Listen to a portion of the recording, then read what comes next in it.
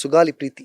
ఉమ్, ఇది ముగిసిపోయిన అధ్యాయం కాదు. ఉమ్, ఈరోజు ఆవిడికి న్యాయం చేయడానికే నేను పార్టీ పెట్టాను అని మాట్లాడుతున్న పెద్దలు, ఉప ముఖ్యమంత్రి పవన్ కళ్యాణ్ ఒకవైపు, ఆయన రీసెంట్గా ఒక ఉపన్యాసం ఇస్తున్నారు వాళ్ళ పార్టీ కేడర్ ముందు. ఉమ్, ఎంత కీన్గా ఆయన అబ్జర్వ్ చేస్తారో లేదో తెలియదు కానీ ఆ పాప చనిపోయిన ఇయర్ కూడా డేట్ అంటే ఎవరైనా పొరపాటు జరుగుతుంది ఈ రోజు రేపు.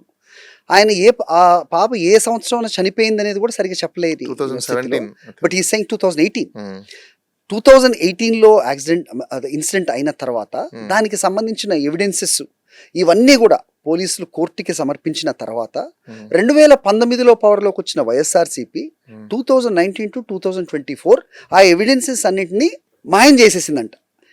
నాకు ఒక్కటి అర్థం కావాలి ఇక్కడ నాతో పాటు చూస్తున్న వ్యూవర్స్ అందరికి కూడా, ఒక రెజీమ్లో ఇక్కడ గవర్నమెంట్ విషయం కాదు, బట్ డెఫినెట్గా మనం మాట్లాడదాం. 2017లో జరిగిన ఒక ఇన్సిడెంట్, 2018లో ఎవిడెన్సెస్ అన్ని కోర్టుకు సమర్పించారు, including charge sheet.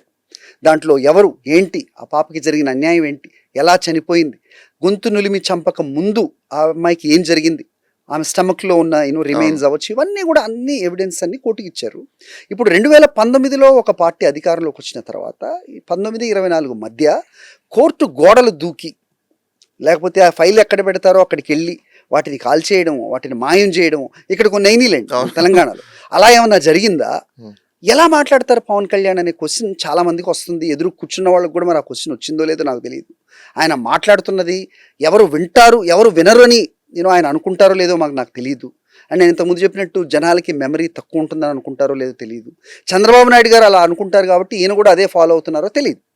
But what is happening?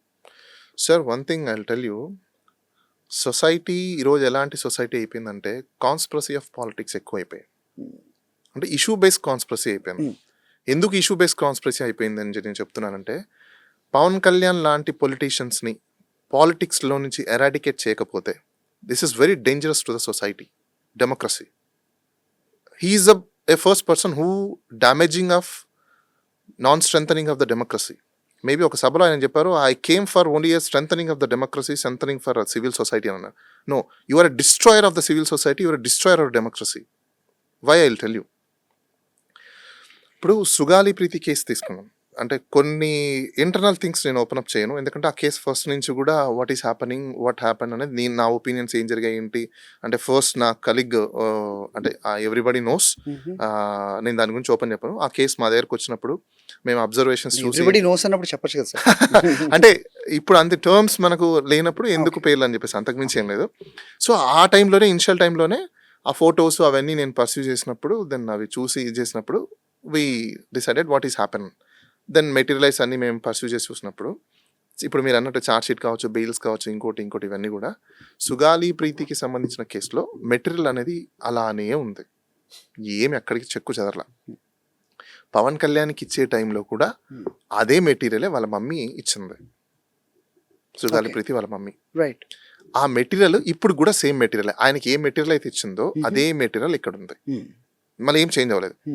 ఎందుకు పవన్ కళ్యాణ్ ఓన్లీ 2014 to 2019 మధ్యలో జరిగిన ఇన్సిడెంట్లో 2017, 18, 19లో ఎందుకు తీసుకోలేదు అంటే, ఇక్కడ ఆల్రెడీ మ్యాచ్ ఫిక్సింగ్ పాలిటిక్స్ నడుస్తున్నాయి. వాట్ ఈస్ దట్ అనేది నేను చెప్తాను. ఇది కాదు అని ఎవరైనా వస్తే నా దగ్గరకు వస్తే నేను కూర్చోపెట్టి సో కాల్డ్ పర్సన్స్ ఎవరైతే ఉంటారో మెయిన్ పర్సన్ రమ్మని చెప్పండి, ఓపెన్ డిబేట్ పెట్టమని చెప్పండి, నేను ప్రూవ్ చేస్తాను. ఎందుకంటే వీళ్ళు 2014లో కూటమిలా ఫామ్ అయ్యి ఓట్లు కన్సాలిడేషన్ చేసుకోవాలని చెప్పేసి అని కూటమి అని ఫామ్ అయిన తర్వాత గవర్నమెంట్ వచ్చేసింది. ఓట్స్ అన్ని కన్సాలిడేట్ అయ్యి గెలిచేశారు. గెలిచిన తర్వాత 2-2.5 సంవత్సరాలు అయిపోయిన తర్వాత ఆల్వేస్గా యాంటీ ఇన్కంబెన్సీ ఎంత జనరేట్ అయిందని తెలిసిపోతుంది. ఎందుకంటే వీళ్ళకి ఇంటెలిజెన్సీ రిపోర్ట్స్ ఉంటాయి, వాళ్ళ పొలిటికల్ క్యాడర్ ఉంటుంది. దీనివల్ల యాంటీ ఇన్కంబెన్సీ ఎంత జనరేట్ అయిందని అర్థమైపోతుంది. ఈ యాంటీ ఇన్కంబెన్సీ జనరేట్ అయిపోయిన దాన్ని ఓట్స్ని స్ప్లిట్ ఎలా చేయాలి అనే ఒక కాన్స్పిరసీ థియరీలో వీళ్ళు ఏం చేశారంటే కూటమిస్ డిస్ట్రిబ్యూటెడ్. మీరు పాలిటిక్స్ మాట్లాడుతున్నారు. No, it's very important subject అండి, నేను అక్కడికి వస్తున్నా. ఇదంతా కాన్స్పిరసీ థియరీ, దీంట్లో ఉన్నదే. ఈ డిస్ట్రాయ్ ఎప్పుడైతే అయిపోయిందో వీళ్ళు ఇండిపెండెంట్ గా పోటీ చేస్తే గెలుస్తారేమో అనే ఒక అజంప్షన్ లో ఉన్నప్పుడు గెలవలేదు.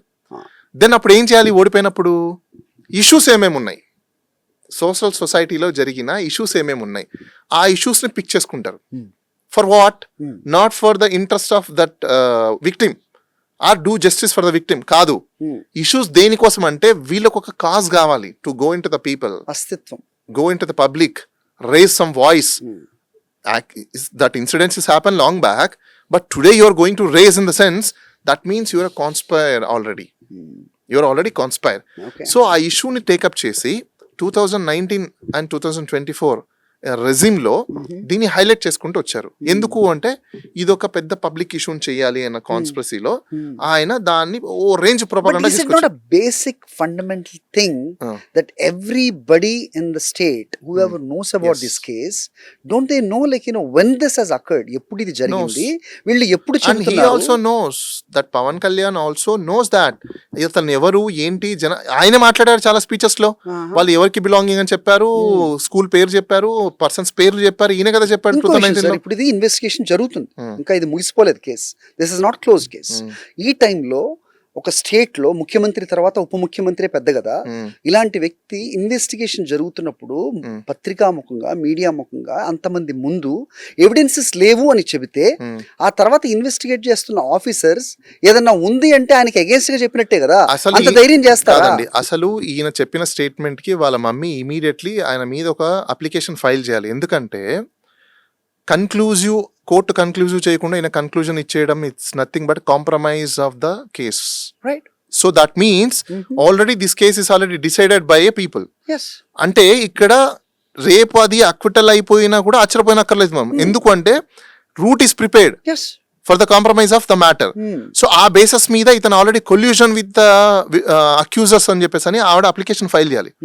ఎందుకు అప్లికేషన్ ఫైల్ చేయాలంటే he knows that entire evidence are material before him, knowing very well now he want to be just eradicate of the victim or eradicate of our protester now to suppress them, right, to save the accused, save the alleged persons చేయడం కోసమే support చేస్తున్నాడు. కాబట్టి ఇతన్ని punish చేయండి అని చెప్పేసి ఒక application file చేయాలి.